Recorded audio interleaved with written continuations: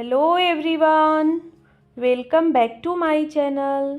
दोस्तों, आज हम देखिए इस खूबसूरत से कोलियस प्लांट के बारे में बात करेंगे। बहुत ही खूबसूरत पत्तियों वाला प्लांट है। ये फोलिएज प्लांट है।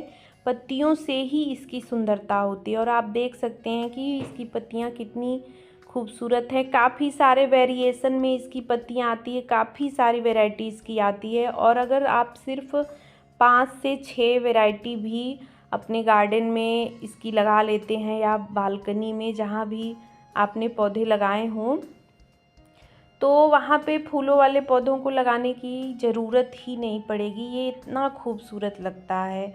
और इसकी बहुत ज़्यादा, जैसे फूलों वाले प्लांट्स की बहुत केयर करनी पड़ती है, उतनी ज़्यादा इसकी केयर भी नहीं करनी होती है।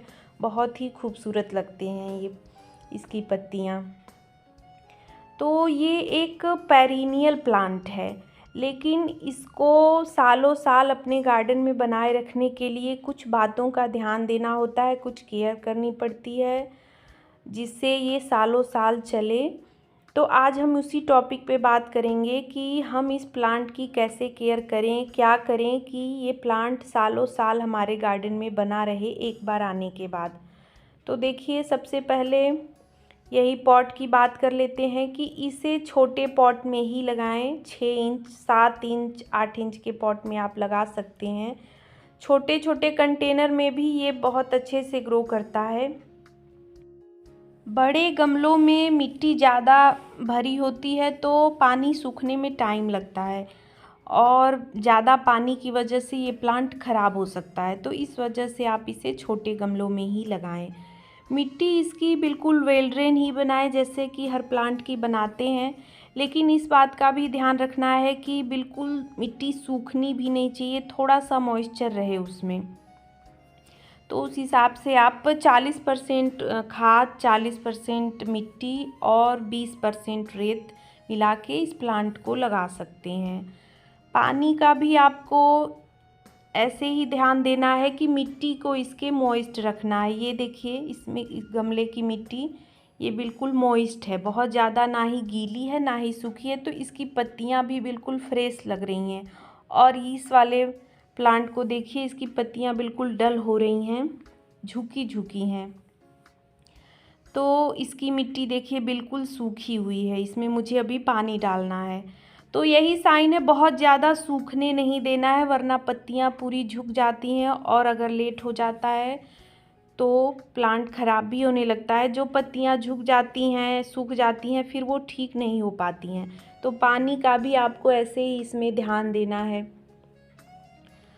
लोकेशन की बात करें तो इसे 1 से 2 घंटे की धूप में अगर रखें तो ये बहुत अच्छे से ग्रो करेगा। इसका एक्चुअल कलर जो है 1-2 घंटे की धूप मिले तो बहुत ही खिल के आता। और ये देखिए, एक ही प्लांट में 2 वेरिएशन आपको देखने को मिल जाएंगे, क्योंकि ये अंदर से जो पत्तियां निकली हैं, इनमें धूप नहीं इस पे पड़ा है, तो उस वजह से वो ग्रीन हो गई हैं। और ऊपर की पत्तियां देखिए, इसका कलर अलग है। तो अगर इस प्लांट को आप पूरी छाया में रख देंगे तो ये ग्रो तो करेंगी, लेकिन पत्तियां ग्रीन होने लगेंगी, वेरिगेशन देखने को नहीं मिलेगा। गर्मियों में आप इसे छाए में रख सकते हैं, जब मई, जून, अप्रैल से लेके जुलाई तक आप इसे शेड में ग्रीन नेट के नीचे ऐसे रख सकते हैं। बाकी टाइम अगर 1-2 घंटे की धूप इसे मिलती रहे तो अच्छा रहेगा। इसका वेरिगेशन जो है बढ़िया आएगा, पत्तियां बहुत सुंदर आएंगी। घना बनाने के लिए इस प्लांट को देखिए, इस तरह से पिंचिंग करना बहुत ही ज़रूरी है। इस प्लांट में जितनी आप पिंचिंग करेंगे उतना ही प्लांट घना होगा। और दूसरी चीज़ कि इस प्लांट में फ्लावरिंग भी होती है, तो और जब फूल आते हैं तभी इस प्लांट के ख़राब होने के चांसेस बढ़ने लगते हैं। तो फूल ना आए इसलिए आप ऊपर से जो नई नई ग्रोथ स्टार्ट हो, न्यू न्यू पत्तियां आएँ, तभी आप उसकी अगर आप पिंचिंग कर देते हैं तो फूल नहीं आएंगे। फूल बनते हैं तो प्लांट की सारी एनर्जी फूल में ही चला जाता है और प्लांट नीचे से ख़राब होने लगता है। तो इस चीज़ का आपको ध्यान देना है बराबर, तभी ये प्लांट अच्छे से ग्रो करेगा। पूरे साल अपने गार्डन में इस प्लांट को बनाए रखने के लिए जो भी लंबी ब्रांच हो उसे कट करें और उसके कटिंग लगाते जाएं, तभी ये प्लांट सालों साल बना रहेगा। वरना एक टाइम के बाद ये प्लांट, जैसे 6 से 7 महीने के बाद, 8 महीने के बाद प्लांट ख़राब होने लगता है। तो अगर उसकी कटिंग लगी रहेगी तो नया प्लांट तैयार रहेगा, पुराना प्लांट ख़राब भी हो जाएगा तो कोई दिक्कत नहीं आएगी। तो ये देखिए मेरा पुराना प्लांट है और ये अब ये ख़राब होने की कगार पे है। और ये आप देख सकते हैं इसी तरह से फूल आते हैं इसमें, और इन फूलों को अगर न तोड़ा जाए तो ऐसे ही प्लांट ख़राब भी हो जाते हैं। ये काफ़ी पुराना प्लांट है मेरा, शायद फरवरी में ही मैंने लगाया था, तभी का है।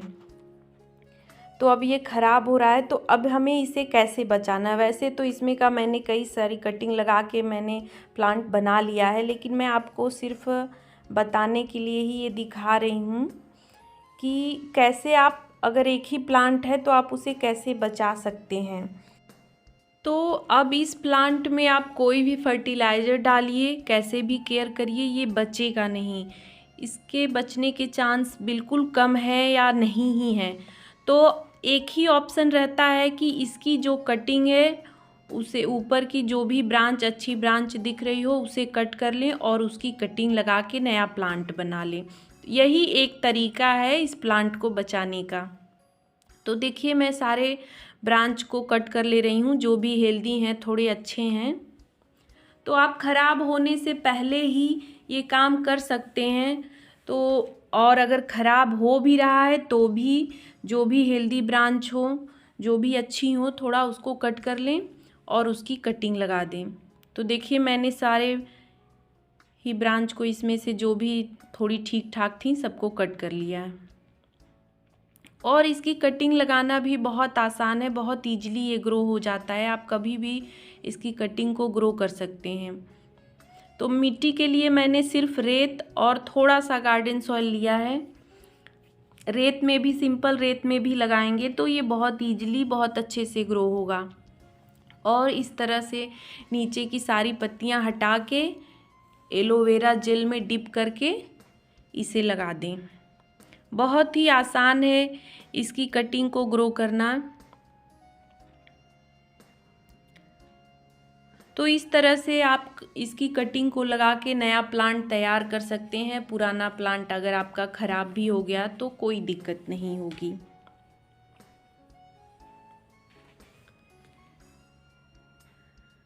तो ये ही सालों साल बचाने के लिए, चलाने के लिए यही एक तरीका है। इस प्लांट को की कटिंग जितना ही आप लगाते जाएंगे उतने दिन तक आपके पास ये प्लांट बचा रहेगा। कटिंग लगाने के बाद इसे शेड एरिया में रखें 1 हफ्ते 10 दिन तक। उसके बाद आप 1 से 2 घंटे की धूप में इसको रख दें।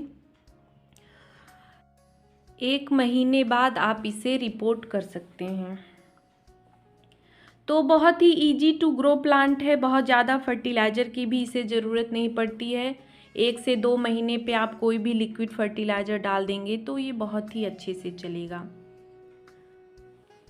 तो बहुत ही खूबसूरत प्लांट है, आप अपने गार्डन में इस प्लांट को ज़रूर ऐड करें। वीडियो पसंद आया है तो लाइक, शेयर और मेरे चैनल को सब्सक्राइब करें। Thanks for watching.